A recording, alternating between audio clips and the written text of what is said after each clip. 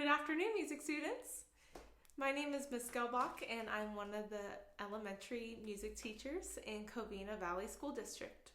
Today I'm going to be teaching you a short lesson about intervals in music. So let's jump on in. So an interval is the distance between notes or pitch in our music. So think with me for a moment about another way that we might measure distance in our lives. Let's say I wanted to measure the distance between the city we go to school in, Covina, and downtown Los Angeles. That's about 22 miles away from us. So we use miles to measure that distance.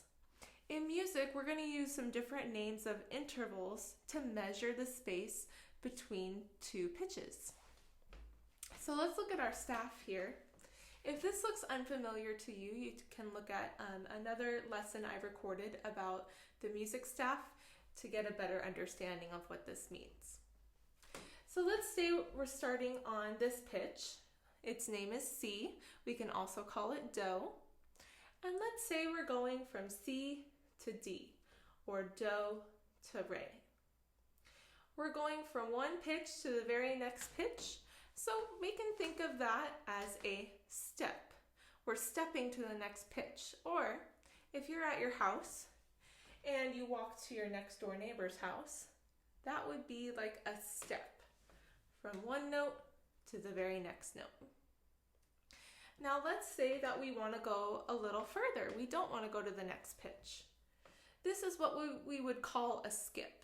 So I'm going to start on C, and instead of going to D, I'm going to skip over D and go from C to E, or Do to Mi.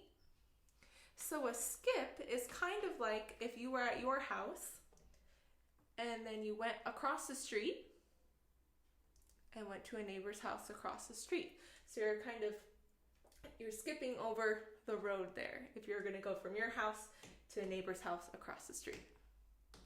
And then sometimes we don't change pitch at all. Maybe we want to stay on the same note, like C, C, or Do, Do.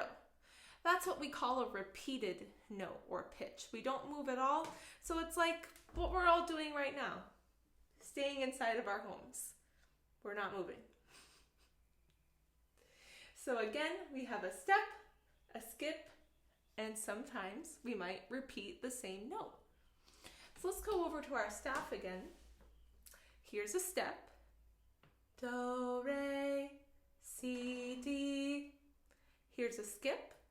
Do, Mi, Si, E. And here's a repeated pitch. Do, Do, Si, Si. So there's an example on our music staff. I'm also going to pull out a different instrument. This is called a step bell, and I like to use this with my students because sometimes it's easier to visualize steps instead of our music staff. So let's play a note. I'm going to start with C again with Do, and let's do a step. So I just did one note to the next note. That's a step.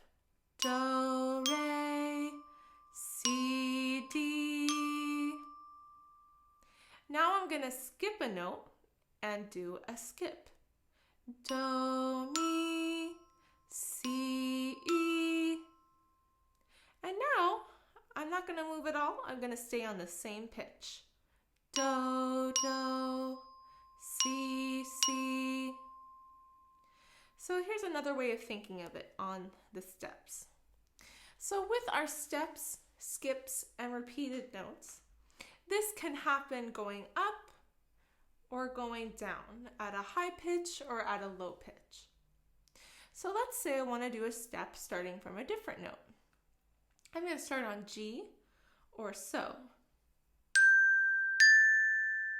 There's a step. So, La, G, A. I could do a skip, but I don't have to go up. I could choose to skip a note and make my pattern go down instead. So I'm going to start on G again. So, So, Mi, G, E. I could pick a different note and repeat it. Like let's say I want to do high do. And those are repeated notes. So as an extension of this video, there is a great interactive game that's an exercise in helping you listen for notes that are going up, going down, or staying the same. It's called the Up and Down game, and it's on musicplayonline.com. I'm going to put a link to that website in the description box of this video. What you're going to want to do is go on the site. You don't need a login. Look at the right side of the web page. There's a whole colorful column full of interactive games. Find the one that says up and down and test your listening skills to see if you can hear if a pattern is going up, going down, or staying the same.